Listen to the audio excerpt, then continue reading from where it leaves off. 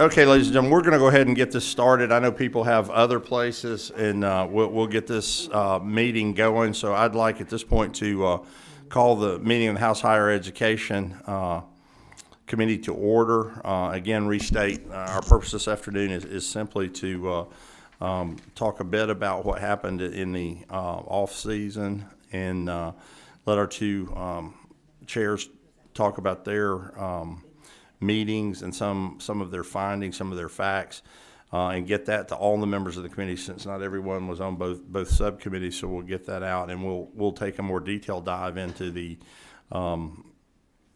facts and turn those into recommendations of things that we may do when we get back in January.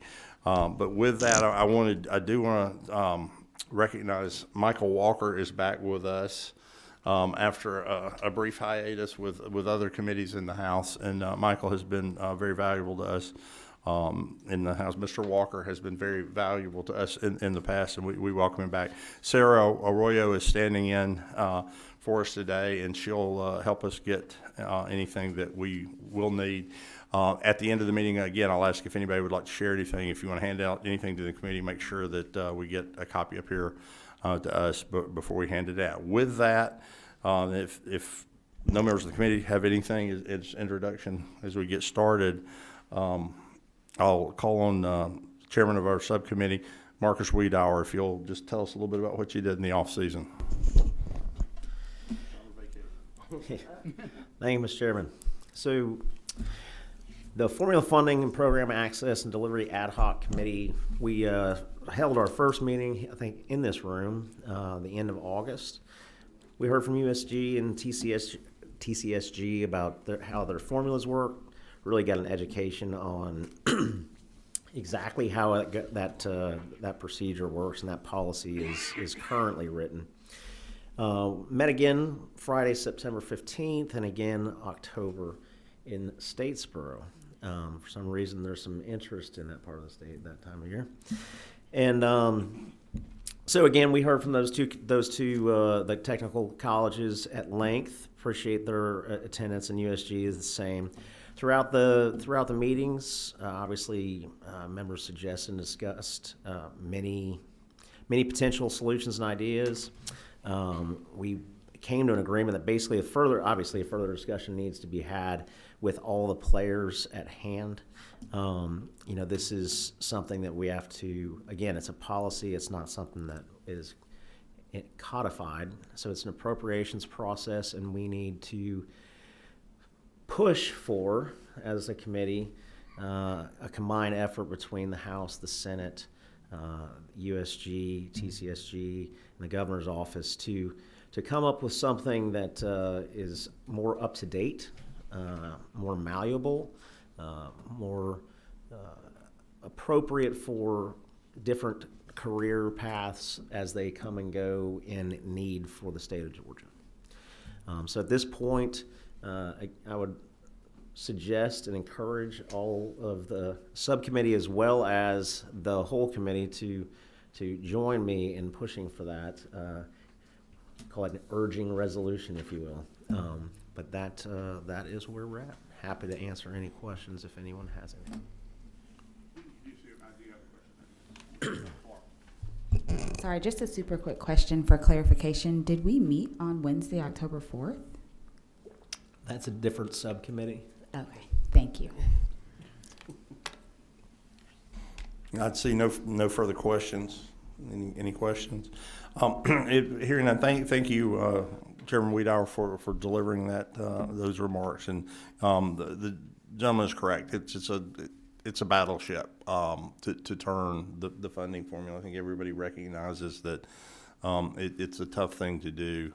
And one of the things that I heard, and I'm not going to get into specifics because we'll get into those in January, but I do want to say this is we have a 2-year lag that we've heard about from years. I think both in the funding formula for TCSG and the university system, and then we're in 2023. We actually know how many people are there now. So I mean, those are just things we can do in conjunction, and we'll work on doing that. But thank you again to the subcommittee members, and thank you for doing that for us. Chairman Fleming. Thank you, Mr. Chairman. I appreciate allowing me to be the chair of this committee over the off season. We met the Dual Enrollment and Tuition Equalization Grant Committee met 4 times during late summer and early fall. I'd like to thank our Vice Chair, Carter Barrett, who just walked in on the committee, and also committee staffer Molly Aziz was a huge help to us and getting information that the committee asked for, working with our stakeholder groups to provide information as well. During the process, and also would like to thank University of Georgia and Georgia Southern for hosting our committee during the fall. We really appreciate the hospitality that y'all showed us.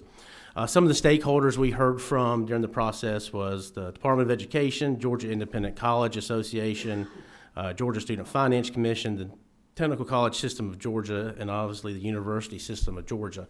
Very much like Chairman Wiedauer, our first meeting was really just getting a very deep dive an overview of the 2 programs and getting a better understanding. Obviously, dual enrollment is a very popular program that everybody knows about and has a lot of constituents and students that take advantage of it.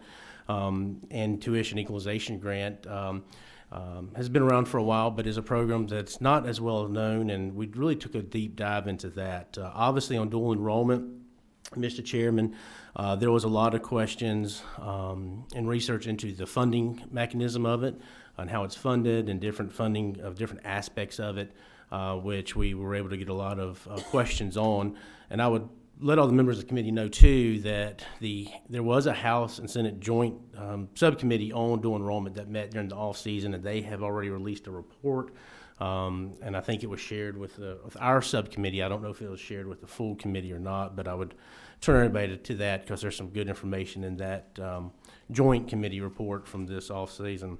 I will say it seemed like a lot of our time was centered around the Tuition Equalization Grant Program, TEG, with our committee getting a better understanding of how it came to conception, how it works, and what we could do to potentially help the program, increase the program.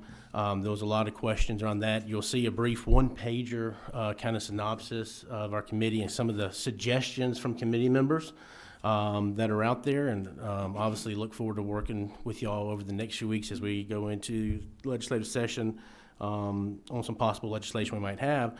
But kind of the overarching, you'll see suggestions there is a discussion we had on potentially expanding the program to include other institutions, how that would work, revising that in the code. but then also increasing TEG payments, and maybe not just a blanket across the board payment, but looking at possibly for higher demand career fields, giving maybe differentiating that between other career fields, and maybe them getting higher payments. But those are all suggestions we have that we heard, and eligibility requirements and questions, which I think several of these need to be addressed. I know I've worked with Chairman Martin on some ideas as well that he's talked to the governor's office, and we've worked with several of the stakeholders. So I look forward to working with y'all over the next few weeks to hopefully draft some meaningful legislation that can help move TEG forward and help some of the high demand career fields we have in the state, and get some people in our workforce a little quicker. And with that, Mr. Chairman, any questions or? Question for Chairman Fleming. Questions for Chairman Fleming. Any questions? No questions? I didn't ask the audience before, but we didn't entertain there. Nothing? All right. Be careful what you ask for. You may get it and get out fast. No, I thank you, Chairman Fleming.